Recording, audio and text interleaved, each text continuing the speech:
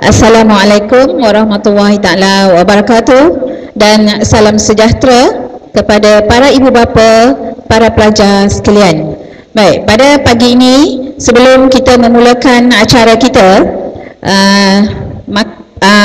pihak sekolah, pihak majlis ingin menjemput Tuan Haji Muhammad Rokimi, iaitu guru disiplin di Sekolah Menengah Kebangsaan King Edward ke-7, untuk memberikan sedikit ceramah taklimat berkaitan dengan disiplin. Okey, dipersilakan.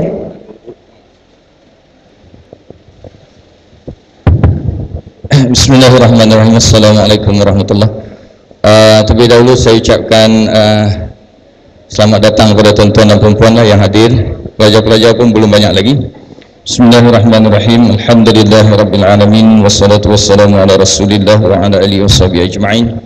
Subhanaka la ilma lana illa ma 'allamtana innaka antal alimul hakim wa la haula wa la quwwata illa billahil aliyyil azim. Rabbi shrah li sadri wa yassir li amri wahlul 'uqdatam min lisani yafqahu qawli, amma ba'd. Faqala Allah subhanahu wa ta'ala fil kitabil aziz. A'udzu billahi minasyaitonir rajim. Bismillahirrahmanirrahim. وَمَنْ أَحْسَنُ قَوْلًا مِمَّنْ دَعَا إِلَى اللَّهِ وَعَمِلَ صَالِحًا وَقَالَ إِنَّنِي مِنَ الْمُسْلِمِينَ. Sadaqallahul azim. Tuan-tuan dan puan-puan, ibu bapa yang dihormati, pelajar-pelajar yang akan mengikrarkan aku janji sekejap lagi, saya diamanahkan oleh pihak sekolah untuk menyebut hari ini khusus berkenaan dengan disiplin sekolah. Dan untuk makluman tuan-tuan dan puan-puan, untuk pertama kalilah saya sebenarnya di sekolah ni dah hampir 20 tahun, khususlah di KE ni, King Edward ni.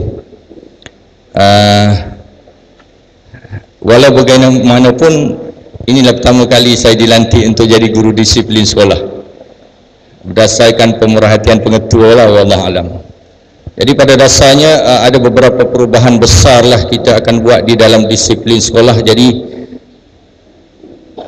tuan-tuan akan dimaklumkan, semua pelajar akan dimaklumkan secara, kalau bahasa mudahnya orang kata roadshow lah. Saya akan buat roadshow di sekolah khusus pada pelajar-pelajar semua tingkatan, pada mak bapak untuk dimaklumkan.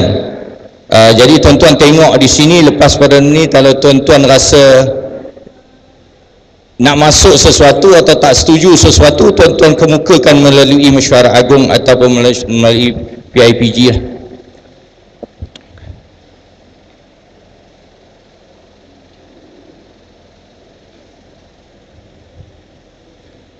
Baik, saya memilih tema ini untuk disiplin tahun inilah. Dan oleh kerana disiplin di sekolah ini sekarang ni dalam pembinaan semula. Jadi tema yang saya pakai pada tuan-tuan hari ini ialah tinggal dan hindarkan budaya negatif diri dan sekeliling. Saya faham bahawa ada di kalangan kita ini yang ada kalanya susah sangat nak jaga anak. Saya anak ada 7 orang tuan-tuan. Yang paling besar sekarang dah 20 lebih, yang paling kecil dah 6. Isteri seorang. Anak 7 orang ni 5 lelaki dan 2 perempuan. 1, 2, 3, 4 semua lelaki. 5 baru perempuan, 6 lelaki, 7 perempuan balik. Jadi nak kata macam mana nak tengok anak perempuan pun tahu, nak tengok anak lelaki pun tahu. Tapi bukan saya tengoklah, orang rumah saya tengok. Walau macam mana pun tuan-tuan, konsep kita nak gabungkan semua orang yang ada, termasuk cikgu, termasuk pelajar, termasuk mak bapak di dalam menjaga disiplin sekolah. Falsafah yang saya gunakan untuk disiplin sekolah ini ialah, pertama, tuan-tuan minta maaflah, saya mungkin diamanahkan oleh pengetua atas dasar approach saya lah, kan. Konsep saya memakai satu pada hadis Nabi SAW yang menyebut, inna fil jasadi mudrah, idza salahat salahal jasadu kulluh, wa idza fasadat fasadal jasadu kulluh. Yang memberi maksud, di dalam badan manusia ini ada segumpal daging, yang apabila baik daging itu, maka baiklah seluruh badan, dan apabila buruk atau rosak daging tersebut, maka rosaklah seluruh tubuh badan manusia. Dan saya berkeyakinan penuh pelajar-pelajar yang menghadapi masalah, dia ada masalah dalaman. Sebab saya dan kawan-kawan di dalam disiplin termasuk sekolah, kita tak boleh kawal pelajar-pelajar 24 jam di sekolah, ataupun sepanjang masa dia sekolah daripada mula masuk sampai tamat pengajian dia pukul 2 atau pukul 3. Kita tak boleh jaga dia. Dia pergi bilik air, kita tak boleh tengok dia. Dia pergi mana-mana tempat tertentu, kita tak boleh tengok dia. Jadi yang boleh tengok dia ialah dalam dia, hati dia sendiri. Jadi kita nak cuba wujudkan dia perhatian pada diri sendiri untuk menjaga diri dia sendiri. Di samping yang mana dia tak boleh jaga, kita jaga yang luar-luar tu. Tak semua orang akan terlibat dengan masalah disiplin di sekolah. Dalam kajian kita mungkin 10% saja, 10% or less who is being a problem to the school, not everybody. So this few 10%, dia punya kekuatan tu besar. Sebab dia sikit tetapi pengaruh dia besar. Kalau duduk satu kelas tu, dalam satu kelas tu budak yang mengalami disiplin yang bermasalah disiplin mungkin 3-4 orang daripada 30 orang dalam kelas tu, tetapi dia punya pengaruh boleh merosakkan seluruh pelajar lain yang belajar dalam kelas yang sama. Gangguan dia, loya buruk dia, kadang-kadang cikgu tak boleh ngajar langsung satu kelas, dia duduk loya buruk dalam kelas, jadi terganggu. Dan akibat daripada dia menarik orang lain untuk menjadi sebahagian daripada ahli dia, sama-sama ikut dia. Begitu juga masalah lain juga di sekolah. Ponting sekolah pun bukan kita hadapi 100% ponting, sebahagiannya. Jadi kita nak cuba wujudkan supaya dia menjaga disiplin diri dia sendiri, disokong oleh sekolah dan ibu bapa dan guru dan orang di sekelilingnya. Okey, yang kedua falsafah yang kita pakai di sini iaitu kamu beribadat seolah anta'budullaha ka'annaka tara wa fa illam takun tara wa innahu yaraka. Kamu beribadat seolah kamu nampak Allah. Dan saya percaya di dalam rukun negara kepercayaan pada Tuhan, yang percaya dan kita yakin bahawa satu Malaysia ini semua orang ada Tuhan. Dan akibat dia ada Tuhan, dia akan tahu bahawa akan ada balasan daripada perbuatan baik dan balasan daripada perbuatan jahat. Dan kita yakin bahawa jika dia akui dan dia tahu bahawa Tuhan dia melihat dia, maka dia akan jaga tingkah laku dia. Sebab tu kalau kita letak kamera dekat belakang kelas atau CCTV dekat belakang kelas, belajar-belajar satu kelas tu akan bagus. Apa contohnya? Bila kita ada pelawat-pelawat yang datang ke sekolah duduk belakang dan ada kamera belakang tu, tengok dia belajar, pelajar-pelajar tu akan jadi excellent. Berlakon dia tu bagus. Dan memang tak ada masalah disiplin. Cara dia jawab, cara dia bersoal cikgu, cara cikgu soal dia, cara dia duduk dalam kelas, semua bagus. Sebab ada kamera kat belakang tu, tengok dia. Malangnya dia tidak nampak kamera Tuhan dia melihat dia. Jadi dua falsafah ni kita pakai, tuan-tuan. Dan bila falsafah ini pakai, saya yang mengetuai disiplin sekolah mulai tahun ini tidak mempunyai cadangan untuk merotan anak-anak tuan. That will be our last resort. Dan saya percaya bahawa apabila merotan itu tidak boleh mendatang perubahan tingkah laku negatif kepada positif, maka rotan itu tidak berguna dan tidak guna untuk dilaksanakan. Kita akan buat cara lain. Tahun ni kita akan mula aplikasikan penggunaan markah demerit. Sekolah lain mungkin ada buat, sekolah lain mungkin tak ada buat. Kita akan buat demerit berdasar kepada sekolah kita. Untuk tahun pertama ni kita tak buat merit dan demerit. Markah tambahan kepada kelakuan baik, markah potongan kepada kelakuan yang buruk. Untuk tahun ini sebagai pelaksanaan awal, kita akan buat potong pada markah yang berkelakuan buruk bagi semua pelajar, termasuk daripada tingkatan 1 sampai tingkatan 6. Kerana apa demerit ini? Di antaranya ialah apa? Kerana dia lebih menyeluruh. Sehingga sekarang saya lihat dan kita lihat dan kawan-kawan kami dalam perguruan melihat bahawa disiplin tidak menyeluruh. Bila kita buat ini, badan disiplin akan mengawal disiplin secara menyeluruh. Apa maksud menyeluruh? Di mana saja pelajar berada, apa saja dia buat, selagi dia di sekolah, dia akan dikenakan markah demerit. Dalam kelas kalau dia tak buat kerja, guru akan lapor bertulis masa, tempat, pelajaran apa dia buat, tingkah laku melanggar disiplin apa. Tak buat kerja sekolah, terus kita masuk poin demerit. Saya akan taklimat pada budak-budak. Guru tak payah, saya tengok kadang-kadang guru kita kesian, ada guru-guru tuan-tuan tengok kat belakang ni, jumpa nanti bercakap sambil bercakap masa makan ni, ada guru kecil-kecil je, muda-muda, fresh baru graduate. Budak duduk sebelah dia, duduk bawah ketiak dia je. Budak tu lagi besar. Ada guru-guru yang baru masuk mengajar sini, kena kelas-kelas ujung tu menangis seminggu, tak boleh nak mengajar budak-budak tu, suara dia lebih besar. Jadi sekarang ni kita bagi luasan pada cikgu tu, dia bagi saja maklumat kepada kita di dalam badan disiplin, kita terus potong demerit dia sebab dia ganggu kelas. Termasuk tempat-tempat lain, buang sampah, dapat nampak saja kita akan tangkap dan tulis. Tak payah tangkap, kita tengok saja nama, kita tahu, kita masuk demerit. Buang sampah di kantin, datang lewat, tak buat kerja sekolah, tak buat projek, tak buat apa, semua akan masuk demerit. Saya akan taklimat pada semua pelajar secara menyeluruh. Dan demerit ini dari masa ke semasa kita akan publish di bawah papan kenyataan disiplin. Dia akan tengok demerit dia ada berapa banyak. Kalau demerit dia tak cukup setahun, nanti saya akan ceritakan kemudian nanti. Semua pihak akan dilibatkan. Jadi semua pihak akan dilibatkan maksudnya bukan saja cikgu. Pelajar pengawas pun ada kuasa untuk bagi nama untuk demerit. Maksud dia tangkap pelajar ni di mana-mana, dia bagi nama dekat guru pengawas, akan masuk demerit.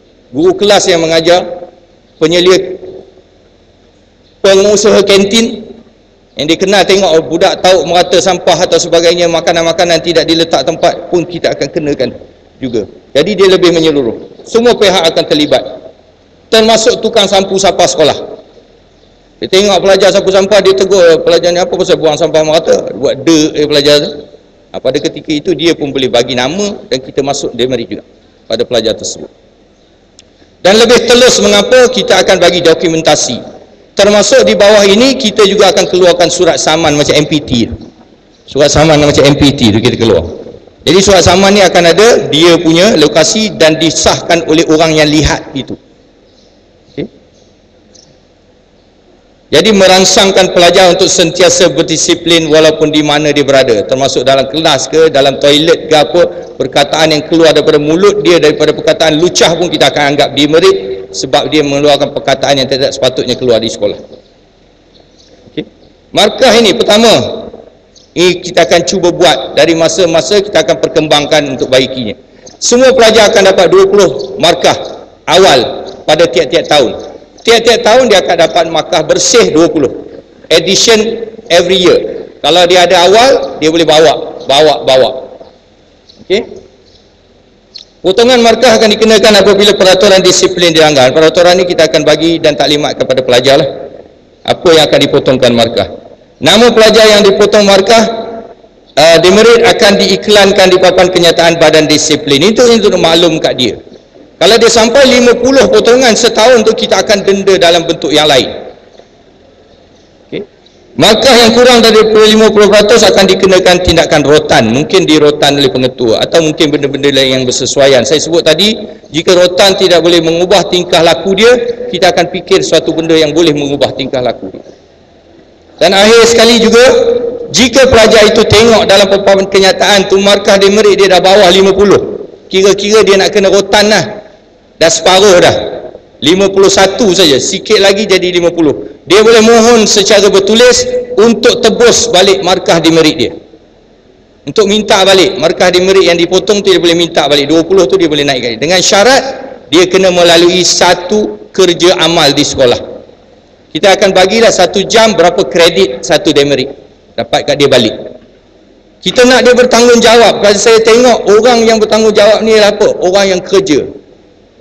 Kita di rumah, kita sapu sampah rumah selalu mak lah sapu sampah. Bila anak tu buang sampah, mak nanti bising, apa buang kata-kata. Pasal mak tu yang kerja teruk sapu sampah, anak tu tak sapu sampah, dia tak peduli, bukan dia yang buat. Kan, biar dia buat kerja baru dia tahu, baru dia akan jaga kebersihan sebab dia yang jaga. Serupa juga paparan kenyataan. Kalau pelajar yang tampal betul-betul, mustahil pelajar yang buat tu akan runtuhkan paparan kenyataan ataupun benda-benda yang dia buat. Orang lain suruh dia orang buat, baru dia terasa. Jadi dendaan-dendaan ni akan merujuk kepada apa yang mereka buat. Okey, nilai aspek ini ada benda-benda lain, ini biasalah. Dari segi kekemasan diri, semua ini akan didemeritkan. Termasuk datang lambat, tak bawa kerja, tak buat kerja, cakap benda yang lucah, biadab berdepan guru dan semua. Bergaduh, mencuri, itu kes demerit yang besar markah dia. Baik, ini di antara yang kita akan buat. Kalau pelajar itu datang lambat, memang dia datang lambat, dia menghadap cikgu.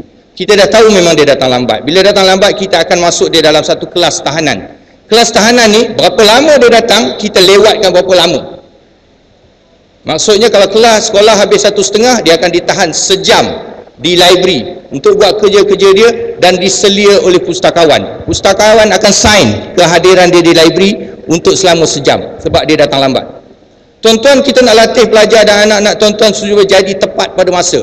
Esok kalau kerja, kejap buka kedai pukul 5, kejap buka pukul 6, kejap tak buka langsung, mampus. Lama-lama kedai tutup. Serupa juga kerja-kerja lain. Kalau dia buang sampah merata-rata, pekerja sekolah nampak, cikgu nampak, pengawas nampak, semua nama akan masuk badan disiplin. Kita akan kumpul nama-nama itu, kita akan bagi dia kerja sapu sampah sekolah. Saya minta maaf lah tuan-tuan, saya rasa benda ni lebih kesan pasal dia akan jaga kebersihan sekolah, baru dia rasa teruknya. Pasal saya biasa dengar daripada mulut orang, termasuk siapa-siapa lah, saya tak mau sebut lah kan. Dia boleh kata, bila saya tanya, dia boleh kata, bila dia buang sampah, saya tegur, dia kata apa? Alah, buang je lah, pekerja ada, nanti dia sapu lah. Tuan-tuan, tu tabiat tu. Pekerja dapat gaji sapu, biar dia sapu. Tuan-tuan, pekerja nak sapu apa? Daun yang melayang, sampah yang bertabur, ditiup angin, ditendang anjing dan sebagainya. Selain pada dibuang sampah-sampah yang disengaja dibuang oleh pelajar-pelajar. Memang tak patut sangatlah kalau perkataan tu keluar macam tu, kan? Dah ada bekerja, biarlah dia buat. Tuan-tuan, jadi ini tak berapa sedap lah. Jadi siapa yang selia dia kena datang hari Sabtu. Kita akan bagi alat-alat peralatan untuk sapu, termasuk penyapu, penyodok dan sebagainya. Dia sapu kawasan sekolah dengan tempoh beberapa lama lah pada hari Sabtu. Dia tak buat seorang lah, kita kumpul sekali buat, bergotong royong sekali. Tak adalah kita nak kata dia sapu sampah kan. Kalau rambut panjang, kita bagi surat saman terus pada dia, bagi tahu dekat bapak dia supaya pasti dia esok datang rambut dah gunting. Dan bapak dia yang jadi penyelia dekat borang tu, bapak dia yang sign. Kalau bapak dia tak sign, dia datang balik, kita yang tolong potong. Dan potongan kita, cikgu sibuk tuan-tuan. Cikgu diberi gaji untuk baik mengajar anak tuan-tuan dan memastikan prestasi anak tuan-tuan bagus. Jadi oleh kerana kita tak mau ambil masa yang panjang, kita potong senang saja. Ambil gunting tu, tonyoh saja sekali, dia jadi botak, rekrut private baru masuk. Macam tu saja. Tak boleh nak layan lah tuan-tuan. Kalau nak gunting lawa-lawa sangat tu, payah kan. Jadi kita bagi surat kat tuan-tuan, tuan-tuan kena pastikan anak tuan datang esok dalam keadaan bergunting, dalam keadaan baik. Itu saja. Dan kalau dia meninggalkan makanan-makanan di kantin, dapat maklumat daripada pengawas atau siapa-siapa, dia akan kena denda dengan urusan kantin. Penyelia kantin, orang kantin akan selia. Kantin ni tuan-tuan, tiap-tiap hari dia wajib kena cuci kantin untuk bersih kebersihan Jabatan Kesihatan punya. Maka dia akan terlibat dengan bersama-sama orang kantin ni bersih kantin. Kalau dia tak jaga macam tu tuan-tuan, ada setengah-setengah orang kaya tu, saya tak tahulah kan. Anak dia, saya biasa mengajar sekolah rendah, dia mari jumpa, tangkap, dia pengawas, pergi dekat sekolah, apa pasal awak buat kerja ni? Awak patutnya mengawas kelas. Saya minta maaf lah cikgu, saya seronok sapu sampah sekolah rendah tu. Saya seronok sapu sampah, saya di rumah, mak bapak saya tak bagi langsung pegang penyapu. Orang besar, orang gaji. Masa tu saya kerja di Damansara, orang kaya-kaya sana, tak bagi pegang langsung penyapu. Dia pergi sekolah jadi pengawas, masa rehat satu-satu kelas dia pergi sapu. Saya pun tak pernah pegang penyapu. Kadang-kadang dekat rumah macam tu, dia tak pernah angkat pinggan yang ada dekat meja makan tu, sebab orang gaji tolong angkat, dia tinggal. Maka di sini dia nak angkat pun tak ada. Saya biasa tengok pelajar, dia tak angkat, dia suruh kawan dia tolong angkat. Tolong angkat, dia tak angkat. Dan saya dapat komplain banyak kali, budak tu memang tak angkat. Cikgu tengok budak tu. Ada sekali saya tengok, memang pelajar yang makan depan dia, pelajar kawan dia tu tolong angkat dia punya pinggan mangkuk bubuh dalam bekas yang disediakan. Punya harunya, hebatnya, saya pun tak faham kan, tapi tak nak kata macam mana. Jadi kalau dia dapat, kita dapat macam tu, dia cuci kantin bersama-sama, tak adalah cuci longkang kan, basuh mop dekat lantai tu, biar dia rasa sikit. Tidak, dia tak peduli benda-benda ni. Kebersihan adalah hak bersama, sekolah adalah hak bersama. Jika dia kotor, bersamalah tanggung kekotorannya. Okey, ini last sekali lah testimoni yang kita bagi. Tuan-tuan, daripada tingkatan 1 sampai tingkatan 5 dia masuk, kita akan kumpulkan demerit dia berdasarkan peratusan. Kalau tak cukup peratusan, kita tidak kompromi lagi dah. Testimoni, sijil, berhenti sekolah, banyak tu dia dapat. Kalau lebih, cemerlang. Kalau teruk, terus ada mari nak rayu lah. Kita dokumentasi daripada tingkatan 1 sampai tingkatan 5 ada. Dia buat kes-kes apa. Maka lemah-lemah lah di situ. Testimoni, kelakuan lemah.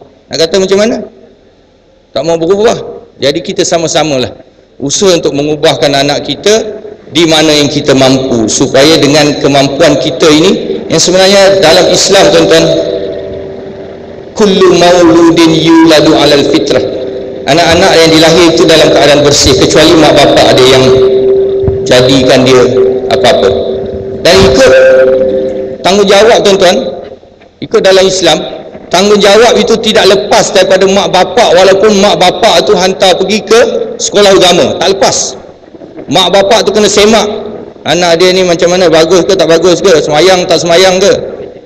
Kalau dia kata, oh saya dah hantar sekolah, Tuhan tak tanya ustaz tu ya, Tuhan tanya mak bapak tu dulu. Tuhan tanya mak tu, Tuhan tanya bapak tu dulu. Awak anak kamu tak semayang ni apa cerita? Tuhan tanya. Oh saya dah hantar beribu-ribu ringgit hantar ke sekolah agama. Sorry. Bapak punya tanggungjawab. Tuan-tuan, kalau tuan-tuan pergi, kawan saya pergi ke Korea dan baru ni lawatan sekolah ke Thailand dan Korea ni, di sekolah tidak ada masalah disiplin. Kerana apa? Disiplin sudah diselesaikan oleh mak bapak di rumah. Jadi datang di sekolah dia belajar saja. Lepas tu dia senang nak maju. Ada beberapa benda sekarang ni di Thailand dia dah mengatasi kita punya di Malaysia. Kan? Jadi tuan-tuan, saya rasa takat tu saya nak cakap, mungkin dah terlebih masa. Walau macam mana pun tuan-tuan, saya bagi tahu ini dengan harapan saya sebagai bapa. Saya dah sebut awal-awal tadi kan, anak pun dah 7 orang kan, besar-besar semua kan. Jadi kita tak ada nak seksa anak tuan-tuan lah. Saya akan rasa kecewa apabila anak tuan-tuan keluar jadi seseorang yang tak berapa bagus kan. Kita nak dia kurang-kurang, kalau dia tak pandai sangat pun memang very polite kan. Kurang-kurang tuan-tuan, yang paling penting dia boleh jadi orang yang boleh mendoa bagi orang Islam bila tuan-tuan tak ada nanti. Jadi kita harap tuan-tuan beri kerjasama lah di dalam usaha kami meningkatkan disiplin budaya sekolah ini kepada disiplin yang lebih baik. Kerjasama tuan-tuan. Jika tuan-tuan ada masalah, tuan-tuan boleh datang approach saya terus, cakap dengan saya atau dengan pihak sekolah. Nombor telefon tak bubur lah, minta maaf kan, anak-anak tuan-tuan tahulah nanti. Boleh cakap terus dengan saya insya-Allah. Tuan-tuan boleh membangunkan disiplin bersama-sama. Dan saya mempunyai cadangan bahawa tiap-tiap tingkatan kita akan ambil 2 orang daripada orang yang bukan pengawas pusat sumber, bukan pengawas sekolah, bukan pengawas apa, dia akan berada di dalam majlis mesyuarat disiplin bersama saya dan beberapa guru disiplin, untuk kita dapat feedback daripada pelajar-pelajar khusus yang kelas-kelas mana dia pilih sendirilah, untuk mewakili supaya dia kita dapat feedback tindakan disiplin dan tindakan yang kita laku ini, adakah mereka tak setuju ke, atau dia nak ada tambah apa sebagainya, supaya disiplin yang dibentuk adalah daripada suara bersama satu sekolah. Dan bila sama satu sekolah mesti dah cuba usaha untuk meningkatkan disiplin. Saya kira takat itu saja bagi pihak saya. Segala yang baik itu memanglah semua daripada Allah, kepada Allah Subhanahu Wa Taala. Jadi saya masih lagi memerlukan sokongan padu daripada tuan-tuan untuk memastikan bahawa disiplin bukan saja pelajaran, tetapi untuk memastikan pada akhlak mereka, budaya, nilai yang baik itu dapat dibudayakan dalam diri anak-anak kita semua insya-Allah. Wallahu a'lam. Assalamualaikum warahmatullahi wabarakatuh. Terima kasih. Masih diucapkan pada Tuan Haji Muhammad Hakimi. Seterusnya majlis mempersilakan Encik Rosli Mat Isa untuk memberi sedikit ceramah berkenaan dengan sarana. Majlis dengan segala hormatnya mempersilakan. Terima kasih saudara pengacara majlis. Assalamualaikum dan selamat pagi kepada para ibu bapa penjaga pelajar sekolah ini serta para pelajar di guru sekalian. Baik, sebenarnya saya bukan ceramah. Saya akan mengadakan soal selidik tentang sarana ibu bapa. Kita hanya ambil masa tak sampai 10 minit saja. Kemudian baru kita mulakan dengan masyarakat kita, majlis masyarakat agen PIBG. Jadi saya minta kerjasama tuan-tuan dan puan-puan untuk mengisi borang soal selidik. Baik, saya sebelum itu saya terang kepada tuan-tuan. Baik, kajian dibuat. Okey. Kajian dibuat tentang peranan ibu bapa. Peranan ibu bapa dalam 4 elemen yang ada dalam soal selidik ini dikatakan 4 elemen yang kita nak jawab nanti dapat membantu mencemerlangkan anak-anak kita. Jadi kalimat yang ringkas ini saya ada mengatakan 2 kegunaan. Satu untuk kegunaan sekolah, satu lagi untuk kegunaan ibu bapa. Daripada soal selidik tersebut, saya minta ibu bapa perhatikan elemen-elemen yang boleh mencemerlangkan anak-anak, yang kalau boleh kita mampu laksanakan di rumah. Okey, jadi setiap satu keluarga ambil satu orang saja. Kalau ada suami isteri, antara seorang jawab. Okey. Cikgu dan pelajar akan bantu. Dan setiap ibu bapa akan dapat pensel. Okay. Tapi saya pandukan tuan-tuan dan puan-puan, saya pandukan.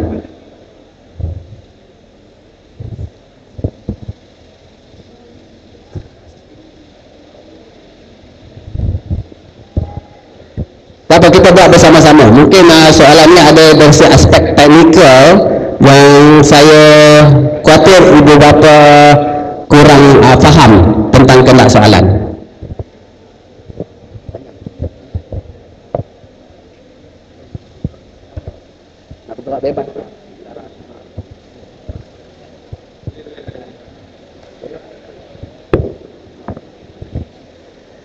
Apa kita bincang sama-sama.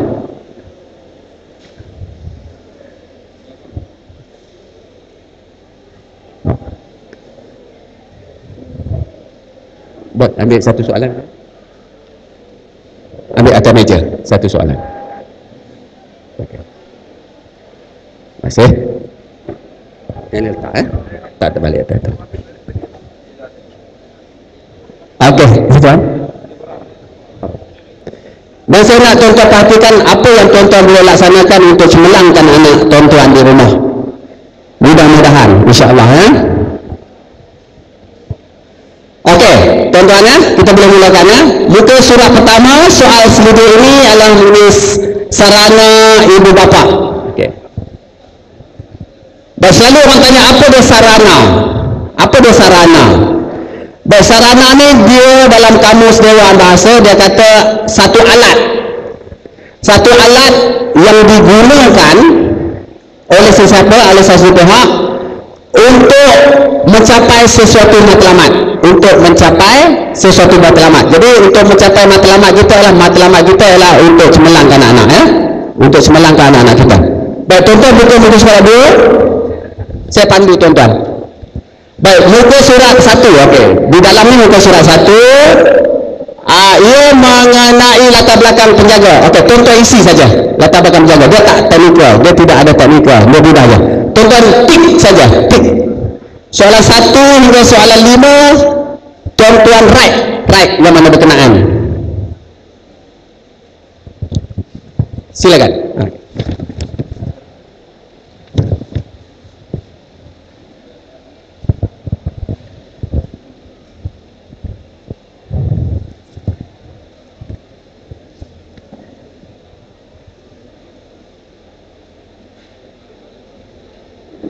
Macam kedudukan rumah anda, kalau taman tu letak di bandar atau luar bandar? Ataupun kampung tu letak di bandar atau luar bandar? Dia nak tahu lokasi saja, tempat saja. Tuan sila duduk, mari depan kosong.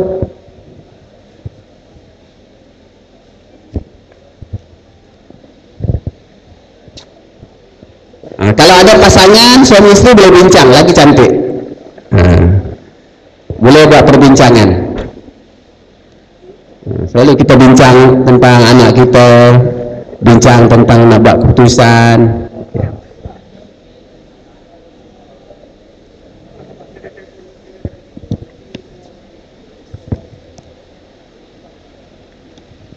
Okey, saya percaya soalan 1 dah jawab, soalan 2 dah jawab, soalan 3 dah jawab, soalan 4 dah jawab, soalan 5 dah jawab. Okey, kita pergi kepada muka surat 2. Okey, muka surat 2 ini tuan-tuan dan puan-puan kena bagi markah sendiri. Baik, kita lihat dulu muka surat 2. Tuan-tuan sila muka surat 2 dulu, tak apa, yang pertama lagi kita buat. Muka surat 2 iaitu mengenai penglibatan penjaga atau ibu bapa dengan pembelajaran anak kita di rumah. Okey, tuan-tuan hanya dalam peta tu tuan-tuan hanya tulis nombor 1 atau 0. Tuan-tuan jangan tik tulis 1 atau 0, sebab 1 tu dia punya markah, 0 pun dia punya markah. Jadi setelah kita hitung, kita tulis di sebelah yang kotak besar tu. Okey, kita baca satu-satu. Tajuk dia penyediaan suasana pembelajaran di rumah. Ya kalau 1, tidak kalau 0. Jadi tuan-tuan hitungkan, tulislah markah tersebut di kotak besar tu. Okey, saya baca satu-satu. Saya menyediakan ruang untuk anak belajar di rumah. Ada tak ruang untuk anak belajar di rumah? Okey, kalau ada 1, ya. Kalau ada ya, tulis 1. Kalau tidak, tulis 0. Jadi markah dia ya 1, tidak 0. Tulis di kotak besar sebab kita nak hitung sekali lagi. Okey. Terima kasih. Nombor 2, saya memastikan anak saya mempunyai jadual belajar di rumah. Kalau ya, tulis 1, tidak 0.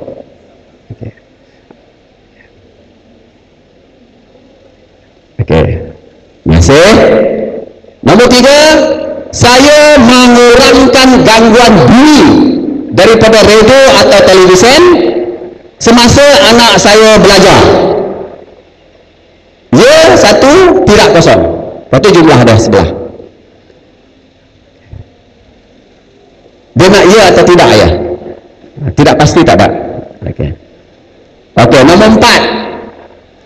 Saya memastikan bahawa tempat belajar anak saya sentiasa kemas dan bersih.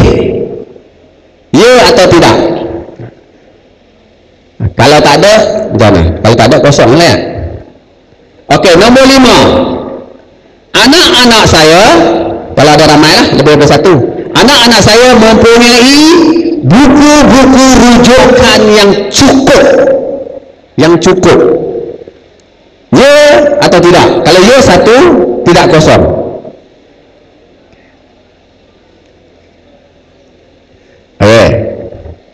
Okey, sekarang saya minta tuan-tuan kira soalan 1 sampai soalan 5, berapa jumlah skor?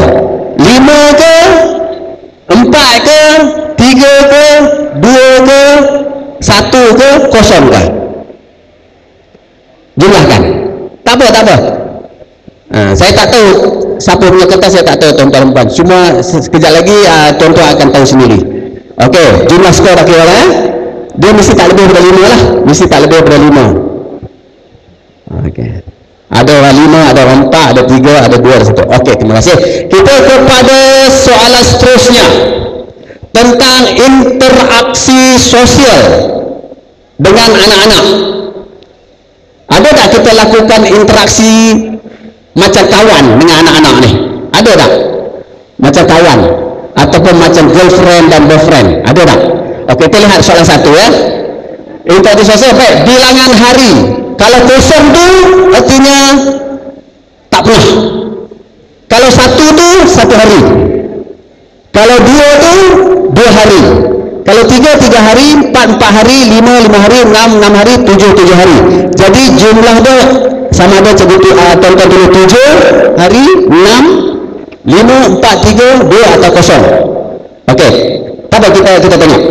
Okey. Saya bercerita, berbual dengan anak saya sebanyak berapa hari dalam seminggu. Jadi isikan di kotak tersebut. Kalau 1 hari, 2 hari, 3 hari, isi. Ikut dia punya baris tu. Ada berbual tak? Ada bercerita tak? Ada. Berapa hari yang tuan-tuan ingatlah dalam seminggu? Okey, yang kedua. Saya makan bersama. Makan bersama satu meja. Bersama anak saya sebanyak berapa hari seminggu? Berapa hari seminggu makan bersama? Kalau anak duduk hostel, cari anak yang ada di rumah yang lain. Ya, setengah anak kita dia waktu makan dia bawa pinggan pergi tengok TV. Kita makan sendiri. Ini kalau makan bersama. Tak kisahlah. Makan di KFC pun dia kira makan bersama. Okay. Ada tak? Kalau ada tulis berapa hari. Okay. Nombor 3, saya meluangkan masa untuk melakukan aktiviti bersama anak sebanyak berapa hari seminggu. Maksud melakukan aktiviti bersama seperti mencuci rumah, mengemas rumah, bermain badminton bersama, bermain bola, main carom. Ada tak? Kalau ada, berapa hari seminggu dengan anak-anak? Okay. Ada? Okey, ada. Kadang-kadang kita main anak kecil ya. Kan? Jadi di sini kita tengok dengan anak kita berapa kali. Nombor 4, saya mengambil tahu pergerakan anak saya berapa hari seminggu. Di mana dia pergi? Ambil tahu ataupun kita dah rasa lali dia nak pergi mana, pergilah, tak ambil tahu pun. Saya mengambil tahu pergerakan anak saya berapa hari dalam seminggu. Dia pergi tuition kita tahu. Dia pergi jumpa kawan dia kita tahu. Ada tak kita tahu? Ataupun kita tak peduli. Okey, tuan-tuan tulis dalam kotak tersebut. Kalau tak ada, kosong. Kalau 1 hari, 1 hari. Kalau 2 hari, 2 hari. Baik, soalan yang akhir, saya memberi didikan agama. Itu agama masing-masing. Saya mendidik secara moral, memberi penghayatan moral kepada anak saya berapa hari seminggu. Dalam seminggu berapa hari, ataupun ada atau tak ada. Okey. Ini nak tengok peranan tuan-tuan, ada ke tak ada memberi didikan agama. Okay. Kita ada kepercayaan masing-masing, jadi kita akan terapkan nilai-nilai agama kepada anak-anak kita. Ada ke tak ada? Ataupun kita beri pendidikan moral, seperti kita kata, kalau pendidikan moral seperti kata kita kata Aneng, mak nak kamu menghormati orang-orang tua. Itu ada tak cakap contohnya? Dalam seminggu ada berapa kali cakap? Aneng kata, okey? Jaga kebersihan rumah kita, jaga kebersihan tempat makan kita. Ada tak kita cakap? Itu moral. Okey. Okey, sekarang tuan-tuan jumlahkan dalam skor yang petak besar. Skor petak besar. Jumlahkan 7, kalau 7, 1, 2, 3, 4, 5, 6. 7 kali 6, paling tinggi skor yang tuan-tuan akan dapat ialah 42. Tak boleh lebih daripada itu. Maksudnya dia kata 42 hari. Okey, habis. Okey tuan, boleh? Masih? Okey, kita buka muka surat 3. Kita buka muka surat 3. Okey.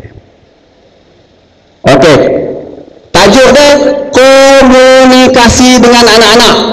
Kita ada komunikasi tak? Komunikasi sehala atau komunikasi dua hala? Bercakap dengan anak-anak ni. Okey, kita tengok komunikasi. Dia pun diikut bilangan hari. Kosong tak ada langsung. Ataupun 1 hari dalam seminggu, 2 hari, 3 hari, 4 hari, 5 hari, 6 hari, 7 hari. Okey, kita lihat. Saya baca satu-satu ya tuan. Kita pandu sama-sama. Saya dan anak berbincang mengenai kemajuan pelajarannya sebanyak berapa hari seminggu? Ada ke tak ada? Kalau ada, berapa hari? Kebanyakan ibu bapa ada hari-hari dia tanya tentang pelajaran anak-anak anda. Hari ini ada homework, buat tak homework? Okay? Hari ini cikgu ajar apa? Okay? Hari ini pergi tuition tak? Macam mana tuition? Sorang tak? Itu maksudnya perbincangan dari segi pelajaran. Okay. Saya tuan-tuan tahu. Nombor 2, saya mendengar anak saya bercerita tentang peristiwa di sekolah sebanyak berapa hari seminggu. Apa-apa cerita di sekolah, dia ada cerita tak di rumah? Itu komunikasi lah tu. Setengah anak apa yang berlaku di sekolah, dia masuk bilik, dia duduk senyap, dia tak mau bercakap dengan bapak dan sebagainya. Tapi anak tuan-tuan ada tak? Dia baru cerita, mak. Hari ni seronok mak, kena rotan dengan cikgu. Bahasa penting kelas. Itu makna dia komunikasi dengan anak. Mak, hari ni saya tak masuk kelas mak hari ni. Penting kawan, contohnya lah ya. Ada tak dia cerita tentang sekolah? Bukan dia cerita tentang sekolah tu penting. Yang penting adalah komunikasi tu ada tak? Itu saya nak tengok tu saja. Baik, nombor 3, saya mengambil tahu tentang kerja rumah anak saya sebanyak berapa hari dalam seminggu. Kerja sekolah dia berapa hari dalam seminggu kita ambil tahu, ataupun kita pulangkan kepada kebijaksanaan anak-anak kita. Kalau ada, tuan-tuan tolong tuliskan. Okay. Berapa hari dalam seminggu tuan-tuan ambil tahu tentang kerja rumah anak tuan-tuan? Sebab kita kena tengok beg dia dan sebagainya. Ada ibu bapa dia cek anak dia keluar pergi mandi ke, dia cek cepat-cepat tengok beg anak dia. Ada setengah ibu bapa dia bertanya anak dia, hari ni ada kerja sekolah tak? Kenapa tak buat kerja sekolah? Itu komunikasi lah. Okey, nombor 5, saya dapat bertukar-tukar fikiran dengan anak saya sebanyak berapa hari seminggu. Tak kisah bertukar fikiran tentang apa, tak kisah. Ada tak komunikasi tu? Contohnya, mak, kita nak alih televisyen di ruang lain sebab dah jenuh televisyen yang duduk di situ. Ada tak tuan-tuan bincang macam tu? Mak, kita bincang tentang nak pergi memancing minggu ni. Ada tak komunikasi tu? Ataupun bincang tentang nak buat sambutan hari jadi, contohnya plan nak buat sambutan hari, ada tak? Ataupun dalam seminggu tu tak cakap langsung. Okey, jadi tuan-tuan kira, tuan-tuan jumlahkan skor dia. SKOR di sebelah kanan, kalau kita tulis sebelah kanan yang kotak besar tu, 1, 2, 3, 4, 5, 6. 6 kali 7 paling tinggi dia punya skor ialah 42. Jumlahkan tuan-tuan. Okey, terima kasih. Baik, saya rasa kita ke soalan yang akhir. Okay. Soalan yang akhir, sokongan terhadap kecemerlangan anak kita. Okey, ada tak kita membagi sokongan? Okey, saya memberi pujian dan rangsangan kepada anak saya sebanyak berapa hari seminggu. Dalam seminggu berapa hari tuan-tuan memberi pujian dan dorong dia anak-anak kita? Contohnya kita kata, bagus kamu hari ini, bagus kamu bangun awal untuk ke sekolah. Itu lah dorongan. Ataupun bila tengok kerja rumah, ibu bapa kata, anakku rajinnya, kemasnya kerja rumah ni. Itu dorongan. Positif lah, positif. Bukan yang marah tu, kamu ni kerja rumah pun tak buat. Itu bukan dorongan, kami masuk dalam ni. Okey, masih? Nombor 2, saya memberi dorongan motivasi kepada anak saya sebanyak berapa hari dalam seminggu. Ada tak bagi motivasi kat dia? Motivasi contohnya, mat, kamu kena belajar rajin-rajin, cuba jadi macam Pak Ngah kamu. tengok gaji dia 100,000 sebulan sebab dia rajin belajar. Itu merupakan dorongan motivasi suruh dia belajar. Ada tak? Okay. Dan sebagainya lah. Okay. Kalau ada, berapa hari dah seminggu? Okey, nombor 3, saya dan keluarga melakukan aktiviti membaca sebanyak berapa hari seminggu. Tak kisahlah baca surat khabar pun boleh. Yang penting anak nak tengok kita ada tak membaca. Okay. Kalau orang yang langgar surat khabar tu 7 hari lah seminggu, hari-hari ada surat khabar. Kalau tak langgar surat khabar tu berapa hari seminggu tuan-tuan baca novel ke, buku ke, risalah dan sebagainya. Nak tunjuk aktiviti membaca tu. Kita nombor 4, saya membimbing anak saya menyiapkan kerja rumah sebanyak berapa hari seminggu. Bimbing artinya tuan-tuan nak mengajar, kadang-kadang ikut keupayaan kita tambah apa ni mata pelajaran sekarang ni banyak susah-susah. Tapi saya bimbing juga anak saya hari darjah 5 tu. Tapi dengan saya buat kerja dia, takut jadi rotan dia. Jadi saya buat kerja dia. Jadi tak betul lah, tapi terpaksa lah, takut anak kena rotan. Okey, saya membimbing anak saya artinya tuan-tuan duduk di sebelah dia memberi bimbingan. Buatlah Allah, itu bimbingan lah. Walaupun kita tak mengajar dia, kita beri bimbingan. Ada tak dalam seminggu? Okay. Nombor 5, ini saya menyediakan tuition. Saya menyediakan tuition kepada anak saya. Berapa kali dia pergi tuition dalam seminggu? Berapa kali dia pergi tuition? Okey, tuan-tuan jumlahkan markah dia. 1, 2, 3, 4, 5, 6. 6 kali 7 mesti maksimal 42. Okey. Okey, sekarang tuan, saya minta kerjasama tuan-tuan, bantuan tuan-tuan untuk buku muka surat 5. Untuk buku muka surat 5. Okey. Tuan-tuan tolong masukkan markah tadi, markah yang besar tadi. Penyediaan suasana pembelajaran di rumah. Berapa markah tadi dapat? Coba format balik tadi. Soalan yang muka surat, soalan muka surat berapa? Soalan muka surat 2 tadi. Soalan muka surat 2 tadi. Okey, berapa markah dia? Tulis itu tajuk dia penyediaan suasana pembelajaran di rumah. Yang kedua, interaksi sosial dengan anak-anak. Berapa jumlah markah yang tuan-tuan dapat tadi? Yang tu muka surat 3. Interaksi sosial muka surat apa? Interaksi sosial muka surat 2. Okay. Interaksi sosial muka surat 2. Berapa jumlah dia? Tolong tulis balik. Kemudian yang ketiga, komunikasi dengan anak. Pelajar pun kena dengar ni. Penting ni untuk cemerlang. Komunikasi dengan anak. Berapa jumlah markah dia? Itu dalam muka surat 3. Muka surat 3. Okey, akhir sekali sokongan terhadap kesemelangan anak-anak. Muka surat 3 juga. Muka surat 3. Jadi tuan-tuan sila jumlahkan markah. Bila jumlahkan markah nanti kita tengok apa tahap tuan-tuan. Jumlahkan markah semua.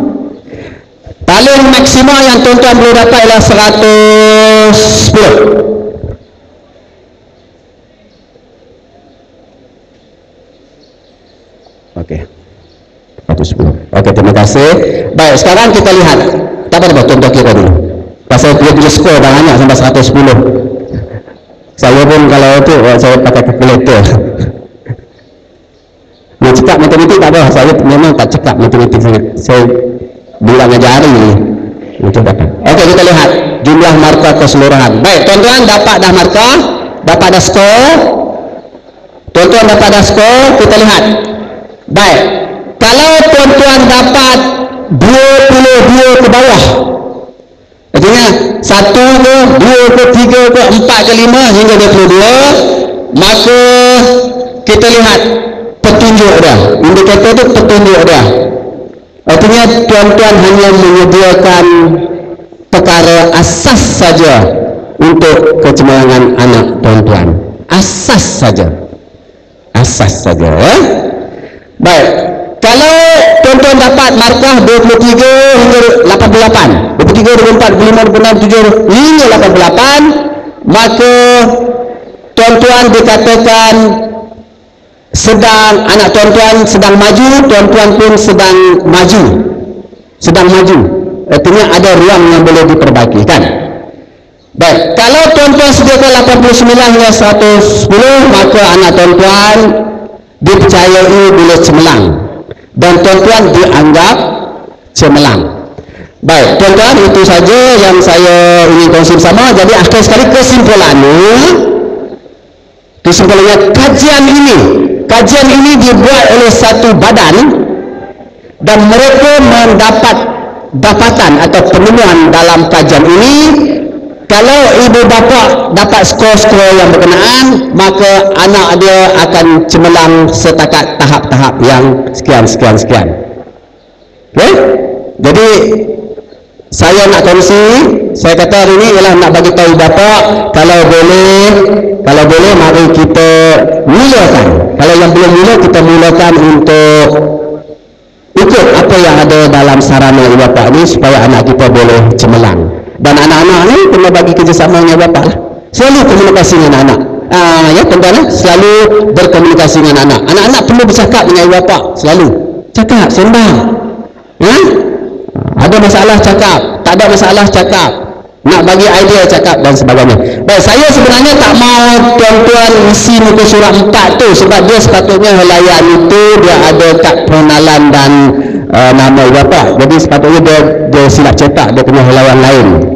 Nanti saya akan buat kemudian, saya akan ada orang asing. Jadi tuan-tuan, saya tak tahu contoh tuan-tuan ni. Saya tak tahu sebab tak ada nama. Tuan-tuan dengan tulis nama, sebab kita tak mau nama. Saya tak tahu siapa punya. Jadi yang pelajar-pelajar ni pelajar yang tolong kutip balik soalan ini daripada ibu bapa tadi yang depan ni.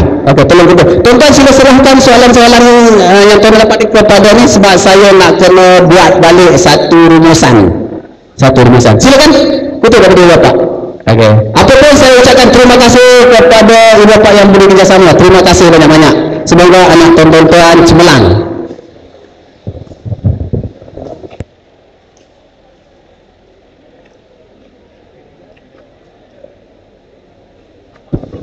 Terima kasih ucapkan Peninju Umar Rosli. Adalah sedikit pengumuman di sini. Tentatif atau majlis kita pada pagi ini ada sedikit pindaan, di mana selepas upacara perasmian oleh tetamu kehormat, kita tidak berhenti untuk jamuan. Sebaliknya kita teruskan dengan mesyuarat agung lebih kurang dalam masa 1 jam, dan kita terus selepas itu baru ada jamuan dan terus bersurai. Sekian.